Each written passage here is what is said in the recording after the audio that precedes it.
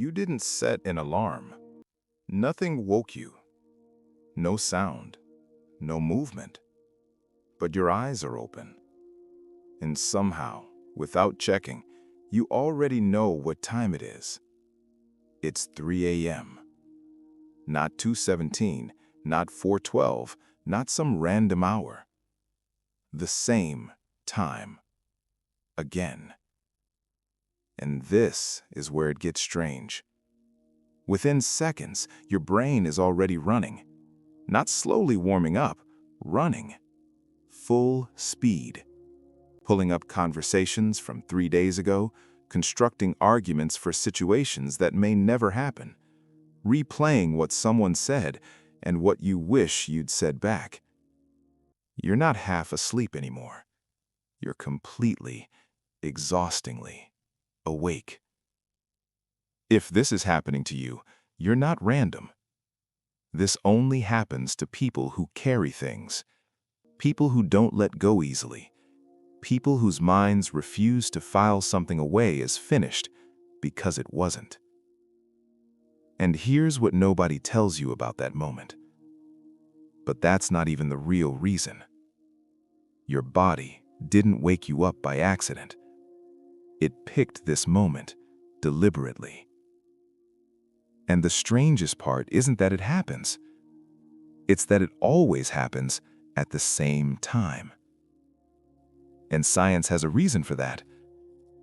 But it's not the reason most people expect. Around 3 a.m., your body does something predictable.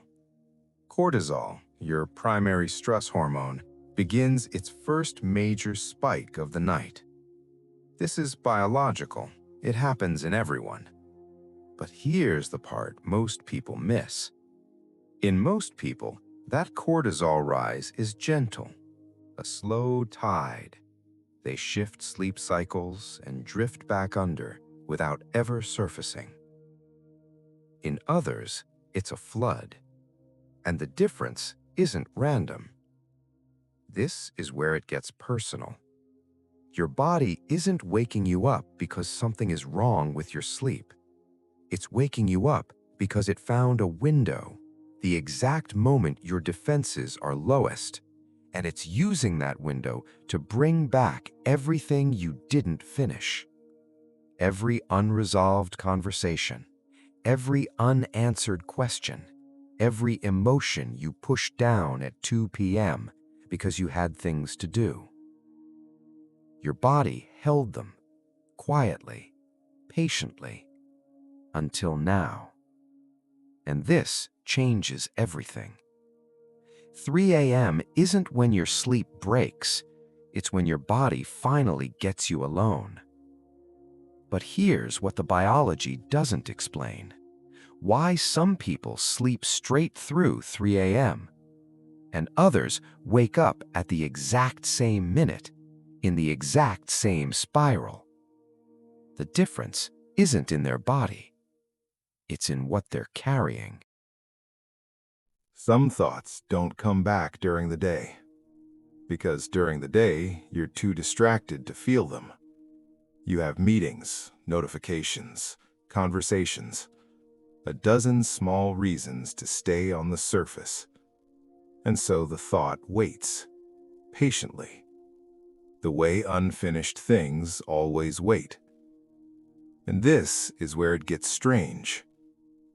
3 a.m. is when your brain removes the distractions, turns off the noise, and brings back exactly what you avoided. But it goes deeper than that, because what happens next is predictable.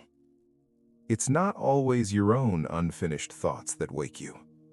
Sometimes, it's someone else's unfinished behavior living inside you. The relationship that never got closure, the conversation that ended without resolution, the person who was warm on Tuesday and cold on Thursday, and never once explained why. You're trying to solve something that the other person already walked away from. Your brain didn't create that loop.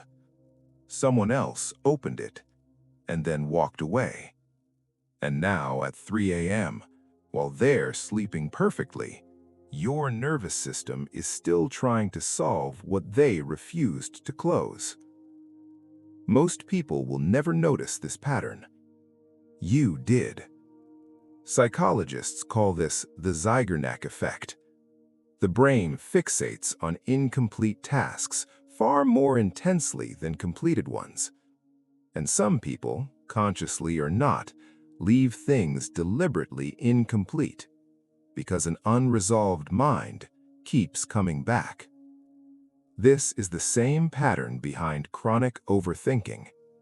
Different time of day, same open loop, same invisible author.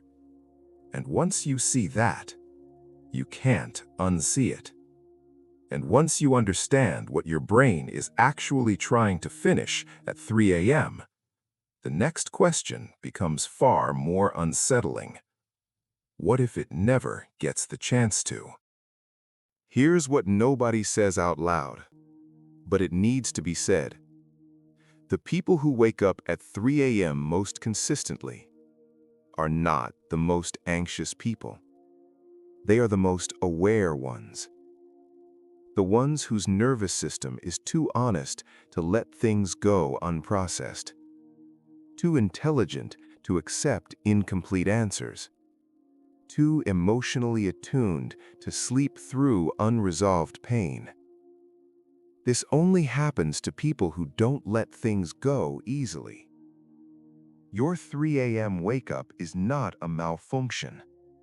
It is your mind at its most unguarded, most honest, most unfiltered, refusing to pretend everything is fine when something clearly isn't. And this is where it gets important. The question isn't how to make it stop. The question is, what is it trying to finish? Not with journaling, not with meditation apps, but with one honest acknowledgement that your brain has been trying to get from you for weeks. That something happened, that it mattered, that it isn't resolved yet, and that it's okay to say so. Even at 3 a.m., even alone, even in the dark. Because your brain isn't broken. It isn't punishing you. It's the only part of you that refused to move on before you were ready. You don't wake up at 3 a.m. because something is wrong with you. You wake up because something in your life never got an answer.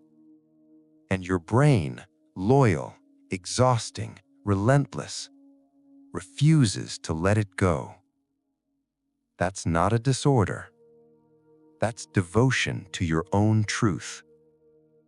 And once you see this pattern, you won't unsee it again. 3 a.m. isn't when you wake up. It's when the truth does.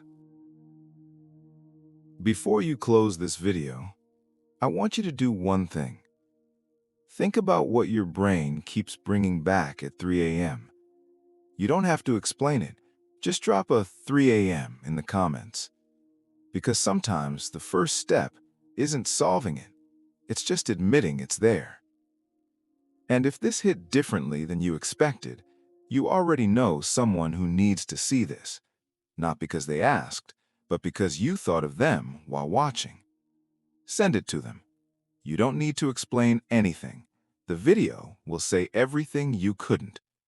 And if you want to understand what's really behind this pattern, subscribe, because this is just the beginning.